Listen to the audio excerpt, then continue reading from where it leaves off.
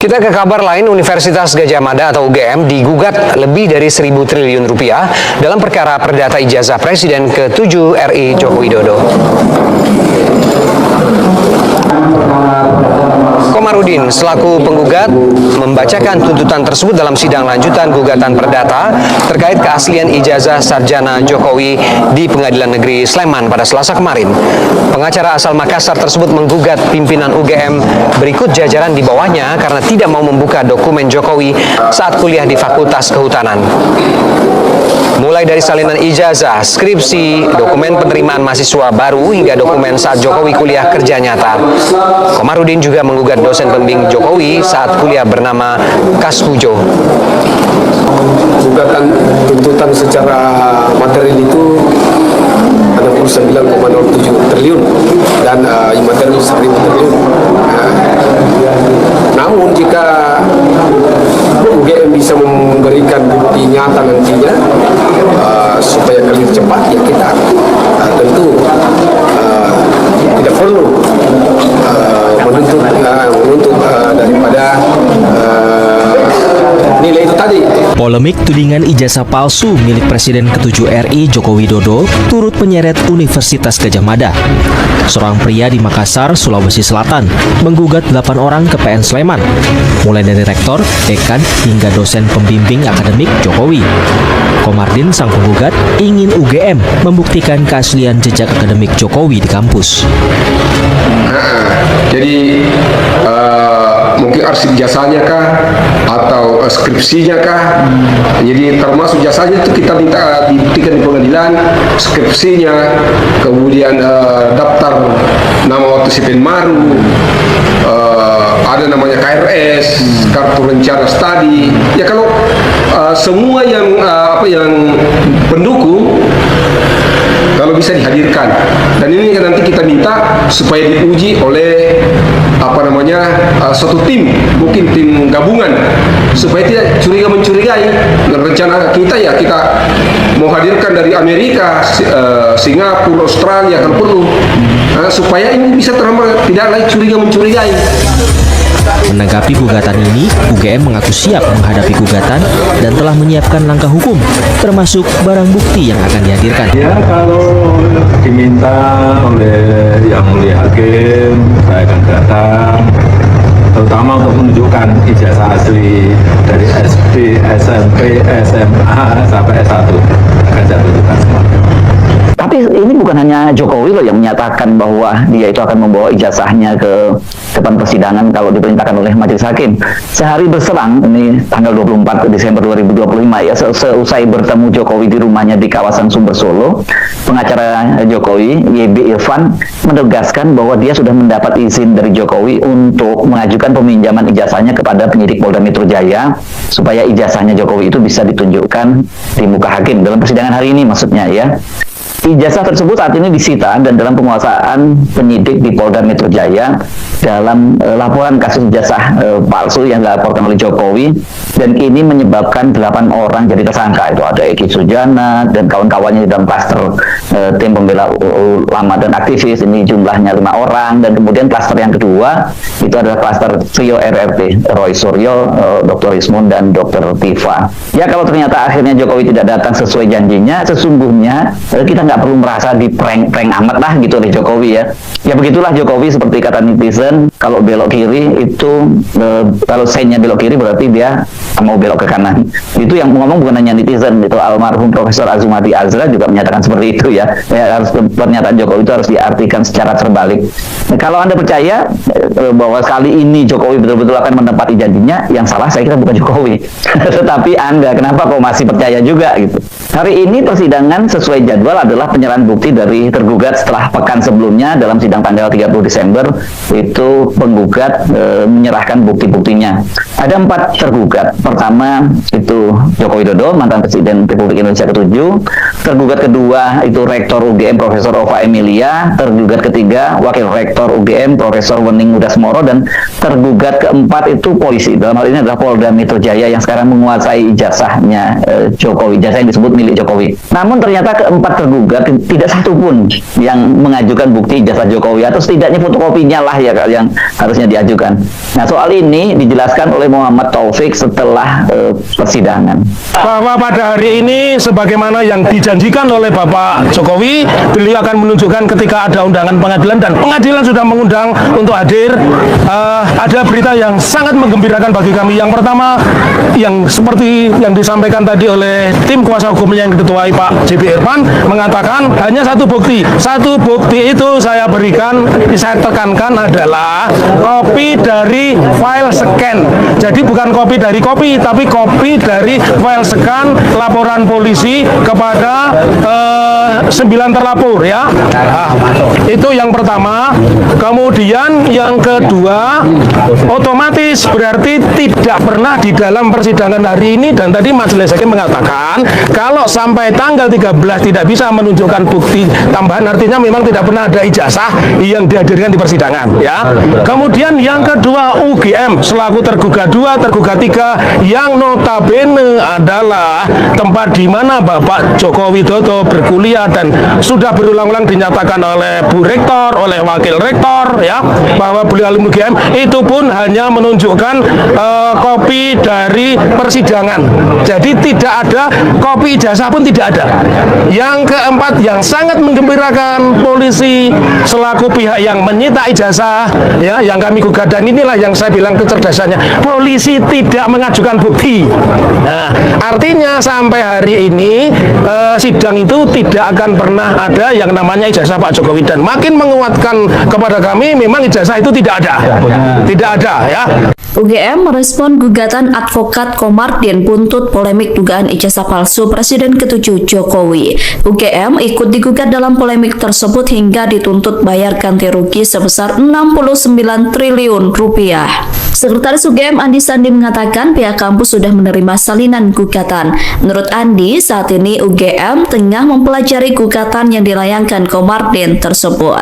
Adapun UGM digugat karena dinilai bungkam dalam mengatasi ijazah Jokowi yang telah membuat gaduh. Komardin menilai kegaduhan tersebut berdampak pada anjloknya nilai rupiah. Maka jika nilai rupiah anjlok, maka semua sektor akan rusak. Oleh karena itu, Komardin menuntut ganti rugi kepada UGM. UGM dituntut membayar 69 triliun rupiah secara material dan 1.000 triliun rupiah secara imaterial yang ditujukan untuk kepentingan negara. Akhirnya ijazah palsu terungkap. Akhirnya UGM dipaksa digugat 100 ton. Hakim sebut nama-nama tersangka. Pembukaan, selamat datang kembali di channel Menyala News. Salam NKRI harga mati. Hadirin sekalian, para pendengar setia Menyala News di seluruh penjuru negeri yang selalu mendukung kebenaran dan keadilan. Salam sejahtera.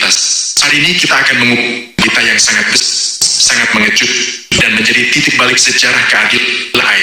Fakta yang selama ini ditutup-tutupi, disembunyikan di balik kekuasaan dan pengaruh besar, akhirnya terkuak juga. Sebuah peristiwa yang menggetarkan hati bangsa ini dengan judul besar, akhirnya ijazah palsu terungkap. Akhirnya UGM dipaksa digugat 100 ton. Hakim sebut nama-nama tersangka. Apakah ini sekadar isu lama yang dihangatkan kembali, atau ini adalah bukti nyata bahwa kebenaran memang pada akhirnya akan menang? Tidak peduli seberapa tebal mari kita bahas bersama-sama secara mendalam, tuntas, dan jujur, mengikuti setiap alur fakta yang terungkap di ruang sidang, serta suara-suara yang menggema penuh keberanian dari kursi hakim yang mulai menegakkan keadilan tanpa pandang bulu. Hadirin sekalian, kita semua tahu betul isu mengenai keaslian dokumen pendidikan yang selama ini bergema di tengah masyarakat. Berbulan-bulan, bahkan bertahun-tahun, pertanyaan demi pertanyaan diajukan, keraguan demi keraguan dilontarkan, namun jawaban yang jelas dan memuaskan tak kunjung didapatkan. Seringkali kita mendengar alasan-alasan yang berbelit, dokumen hilang, arsip tidak lengkap, atau upaya pembuktian dihalangi oleh berbagai pihak yang merasa memiliki kekuasaan. Namun, hari ini kita sampai di titik yang tak terelakkan. Akhirnya ijazah palsu terungkap. Kabar ini bukan sekadar desas-desus kosong, melainkan hasil dari perjuangan panjang, pengumpulan bukti yang teliti, serta keberanian untuk menelusuri jejak yang selama ini dianggap terlarang. Terungkapnya fakta fakta ini ibarat petir di siang bolong. Ini membuktikan bahwa tidak ada kebohongan yang bisa tertutup rapat selamanya. Jejak ketidakberesan, perbedaan data, hingga ketidaksesuaian riwayat yang selama ini disembunyikan, kini terlihat jelas di depan mata semua orang. Masyarakat yang selama ini merasa dicurangi, merasa tidak mendapatkan kejelasan, kini mulai bernapas lega. Fakta ini menjadi bukti bahwa kecurangan dalam hal yang paling mendasar seperti dokumen resmi negara akan terungkap juga pada waktunya. Ini bukan hanya soal satu lembar kertas, melainkan soal kepercayaan, kejujuran, dan legitimasi seseorang dalam memegang amanat publik. Jika fondasinya saja sudah retak karena ketidakjujuran, maka bangunan besar yang berdiri di atasnya pun dipertanyakan keabsahannya di mata hukum dan sejarah. Dampak dari terbongkarnya kejanggalan luar biasa ini pun langsung terasa menyentuh lembaga yang bersangkutan. Kita mendengar kabar yang mengguncang dunia pendidikan dan hukum. Akhirnya UGM dipaksa digugat 100 ton, angka yang sangat fantastis, jumlah yang luar biasa besar, 100 triliun rupiah. Mengapa hal ini bisa terjadi? Mengapa universitas bergengsi yang kita hormati ini harus menghadapi gugatan sebesar itu? Alasannya jelas dan masuk akal. Gugatan ini diajukan karena dianggap adanya kelalaian, kelancangan, atau bahkan dugaan keterlibatan dalam proses penerbitan dokumen yang tidak sesuai dengan prosedur hukum dan aturan yang berlaku. Pihak yang dirugikan merasa bahwa nama baik, kredibilitas, dan hak warga negara telah dikorbankan akibat adanya praktik yang tidak benar di lingkungan lembaga pendidikan tersebut. Meskipun berat dan besar namanya, lembaga ini pun tidak bisa lagi berlindung di balik gengsi atau nama besar. Hukum berlaku sama bagi siapa saja, dan jika memang ada kesalahan atau kelalaian yang merugikan banyak pihak, maka pertanggungjawabannya pun harus ditegakkan seberat-beratnya. Frasa dipaksa di sana mengandung makna yang dalam. Artinya, segala upaya penyelesaian secara kekeluargaan, penundaan, atau upaya meredam masalah ternyata tidak membuahkan hasil. Masalah ini harus dibawa ke jalur hukum, diproses secara terbuka, dan diselesaikan dengan keputusan yang tegas. Tidak ada lagi jalan pintas, tidak ada lagi perlindungan istimewa. UGM kini harus menghadapi proses hukum ini, menjawab setiap tuduhan, dan membuktikan di hadapan pengadilan apakah semua proses yang dilakukan selama ini sudah benar-benar bersih dan sesuai aturan. Dan inilah bagian yang paling membuat kita bangga sekaligus merinding menyaksikan keberaniannya. Hakim sebut nama-nama tersangka di ruang sidang. Hadirin sekalian, ini adalah langkah yang sangat langka dan berani. Di tengah situasi di mana banyak pihak takut untuk bersuara, takut menyinggung kekuasaan, seorang hakim justru tampil tegak, berpegang teguh pada bukti dan hati nurani, lalu menyebutkan secara gamblang, terang benderang, siapa saja pihak-pihak yang terlibat dalam kasus besar ini. Tidak lagi samar, tidak lagi menggunakan istilah pihak tertentu atau orang tidak dikenal. Nama-nama tersebut disebut satu persatu, menjadi catatan resmi persidangan, menjadi milik publik untuk diketahui. Ini adalah bukti bahwa aparat penegak hukum mulai berani memutuskan mata rantai ketakutan. Menyebut nama tersangka berarti membuka pintu keadilan yang sesungguhnya, memberikan kesempatan bagi mereka yang ditunjuk untuk membela diri secara terbuka, sekaligus memberikan kepastian kepada masyarakat luas bahwa proses ini tidak main-main.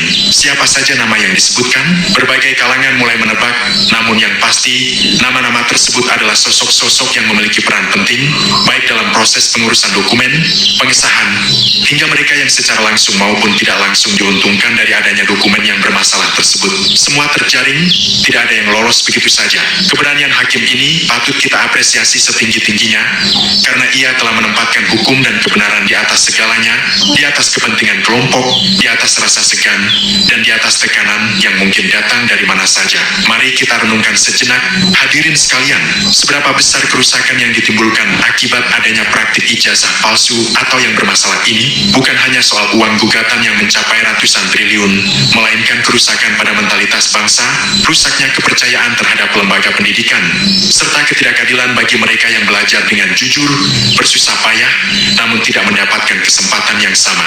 Ketika dokumen yang menjadi bukti seseorang kemampuan ternyata diragukan keasliannya, maka seluruh sistem nilai kita pun terguncang. Kita menjadi bingung, mana yang benar dan mana yang salah. Apakah kejujuran masih dihargai? Apakah kerja keras masih dijunjung tinggi? Kasus besar ini menjadi cermin bagi kita semua, menunjukkan bahwa segala kecurangan yang dilakukan untuk meraih kekuasaan atau kedudukan tinggi, pada akhirnya akan terbongkar juga, dan penanggung tanggung jawabnya harus menerima risiko yang sangat berat.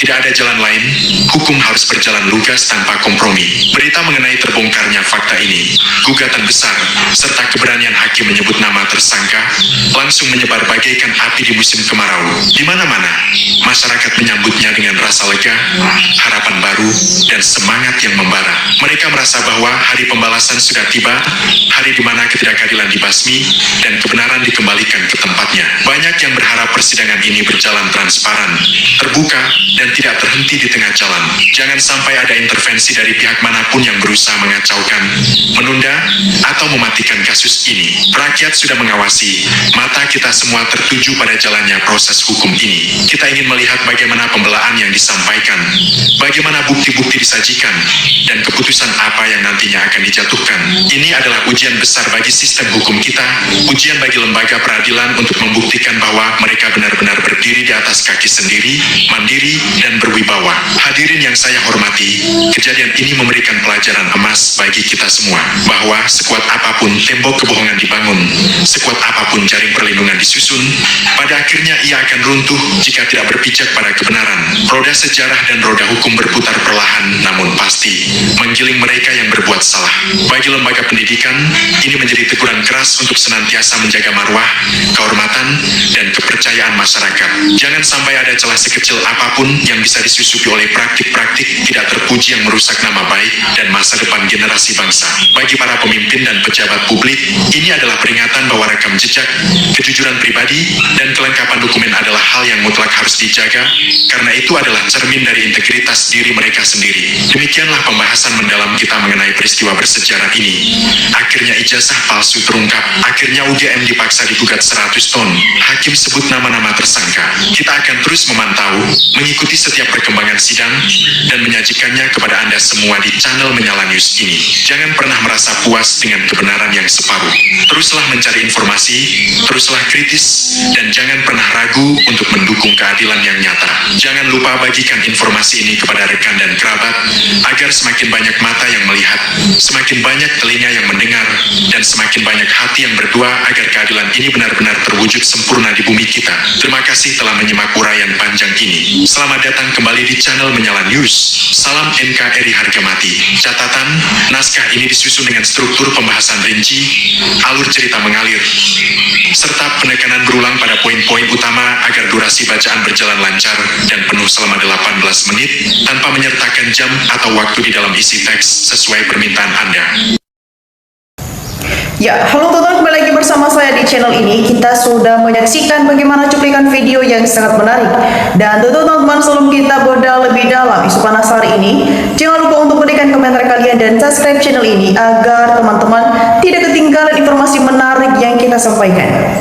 Teman-teman, ruang sidang baru saja diguncang oleh momen paling dramatis dan bersejarah yang membuat seluruh penonton terhenyak. Ya, dalam video dari channel, kita melihat teman-teman diungkapkan momen seketika sebuah rahasia besar yang diklaim telah ditutupi bertahun-tahun akhirnya terbongkar di hadapan majelis hakim. Ya, di mana saksi kunci yang dihadirkan bukanlah seorang pejabat tinggi atau politisi terkenal, melainkan seorang pria Parubaya, berajin dokumen dan kawasan Pasar Pramuka, Jakarta. Di hadapan hakim dan di bawah sumpah, saksi berinisial Bapak S ini dengan lantang memberikan pengakuan yang membuat kubu lawan tertunduk lesu. Ya, di mana teman-teman beliau menyatakan, "Yang mulia hakim, saya datang ke sini untuk jujur. Ijazah yang dipegang Joko Widodo itu saya yang buat di tempat saya di Pasar Pramuka." Ya, beliau mengaku sangat mengenali ciri khas hasil cetakan tangannya sendiri. Ya, teman-teman, kronologinya bermula pada tahun 2013 menjelang pemilihan presiden, di mana seseorang datang membawa contoh ijazah lama untuk dibuatkan tiruannya yang sangat mirip. Alasan saksi berani membongkar hari ini sekarang adalah karena faktor usia dan keinginan agar tenang di akhirat tanpa harus menyimpan dosa kebohongan lagi. Nah, tidak hanya sekedar pengakuan lisan, sobat politik semua, saksi ini juga membawa sisa contoh kertas cetakan yang disimpannya bertahun-tahun. Ya, ditambah lagi tim ahli forensik di persidangan memperkuat dengan temuan laboratorium bahwa kertas yang digunakan pada dokumen tersebut baru diproduksi tahun 2004 ke atas. Nah, sedangkan tahun kelulusan yang ditertera jauh lebih sebelum tahun tersebut. Ya, teman-teman, berdasarkan kecocokan bukti fisik dan pengakuan langsung ini, majelis hakim secara tegas menyatakan dokumen tersebut sebagai dokumen palsu dan tidak sah. Nah, teman-teman, ini menjadi catatan sejarah baru sekaligus pengingat besar bagi kita semua bahwa seperti kata pepatah, kebohongan bisa berkuasa 1000 hari, tetapi kebenaran akan menang selamanya. Nah, teman-teman semua, bagaimana tanggapan kalian semua melihat persidangan yang begitu mencengangkan ini? Mari teman-teman tulis pendapat kalian secara bijak di kolom komentar di bawah, dan jangan lupa untuk share video ini ke teman-teman kita yang lain agar banyak yang melek akan politik. Ya, teman-teman, di sini juga kita melihat di kolom komentar di bawah ada banyak tanggapan-tanggapan dari netizen yang sudah memberikan tanggapannya dari video ini, dan mari kita saksikan bersama teman-teman bagaimana perkembangannya. Ya, teman-teman, di sini disampaikan oleh teman kita Musich News. Di sini dia berberapa teman-teman, semoga menyala news benar-benar menyala sampai kapanpun dan tidak pernah padam karena kezaliman para pejabat biadab. Teman-teman, Rusdi juga memberikan tanggapannya, pembela sok benar tangkap semua. Kita lanjut teman-teman, di sini disampaikan oleh teman kita Margo Tomo. Di sini dia berpendapat segera tangkap Pak Hakim Jokowi. Itu jelas ijazahnya palsu. Dipastikan Jokowi tidak punya ijazah yang asli. Teman-teman, kita lanjut di sini juga teman kita Adya Selaw memberikan tanggapannya, kalau negara takut sama keluarga Jokowi, tidak berani menangkap Jokowi, Indonesia akan dikuasai PKI lagi. Ya, teman-teman, kita lanjut di sini juga teman kita Suhadi Sunardono. Di sini dia berpendapat teman-teman, serapi apapun bangkai akhirnya baru baunya tercium. Gitu itulah yang ijazah Mulyono. Disampaikan oleh teman kita Yaimul. Di sini dia berpendapat teman-teman, tucungnya harus dan wajib hadir didampingi oleh kuasa hukumnya. Kita lanjut teman-teman, Mulyadi juga memberikan tanggapannya, pembela kebohongan tak ada satupun yang diseret ke meja hukum seperti Rektor UGM. Teman-teman, kita lanjut sampaikan oleh teman kita Tatang Tentra. Di sini dia berpendapat, kurang bukti apalagi wahai para penegak hukum yang kami hormati dan kami bayar dari pajak kami. Sekalipun tanah kecil yang kami kering tidak bisa dipakai bercocok tanam, rumah kami reot, namun kami tetap bayar pajak buat kalian untuk melayani kami. Nah, teman-teman, Irwan Sumirat juga memberikan tanggapannya, sampai banyak melibatkan kuasa hukum demi untuk mempertahankan kebohongan. Ruwet dungu. Kita lanjut teman-teman, di sini juga teman kita Nurusdi Darmalian memberikan tanggapan, kebohongan harus ditindak sesuai keadilan. Jokowi harus dihukum seadil-adilnya atas korban yang sudah menderita seperti Pak Bambang Tri dan lainnya untuk pembelajaran dunia pendidikan dan mafia penegak hukum. Ya, teman-teman, kita lanjut di sini juga teman kita Safawi Awi memberikan tanggapan, benar jika benar rakyat akan senang supaya drama nggak berkepanjangan, situasi tidak sesuai, selalu gaduh, umek hanya gara-gara satu orang. Kita lanjut teman-teman, di sini disampaikan oleh teman kita Gondol Simiti memberikan tanggapan, setelah sidang ijazah palsu Jokowi selesai disidangkan, lanjut ke sidang para menteri yang koruptor yang menyebut nama Jokowi. Jokowi harus dihadirkan di persidangan, kalau tidak rakyat akan demo. Tatang Hatta juga memberikan tanggapannya, kalau kita baca Al-Quran sudah jelas dikatakan bahwa kebohongan sekecil apapun Allah akan perlihatkan. Begitu pula sebaliknya kebenaran akan Allah perlihatkan. Ya, teman-teman semua, kita lanjut di sini juga teman kita Reni memberikan tanggapan, bagus, tunggu apa lagi, tangkap penjadakan tuh Pak Hakim, sita harta kekayaannya, uang hasil korupsi, semua yang terlibat juga penjarakan. Jangan lama-lama nanti kabur, uang di luar negeri sita buat menutupi hutang negara. Jangan mereka menutupi hutangnya.